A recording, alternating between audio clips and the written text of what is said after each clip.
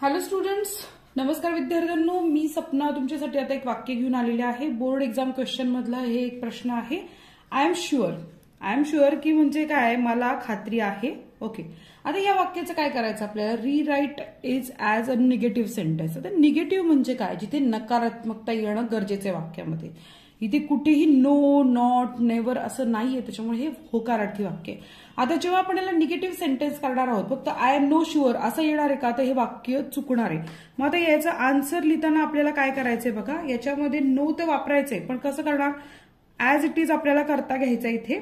so काय म्हणणार, आयच्या पुढे काय, आय हॅव, पुढे नो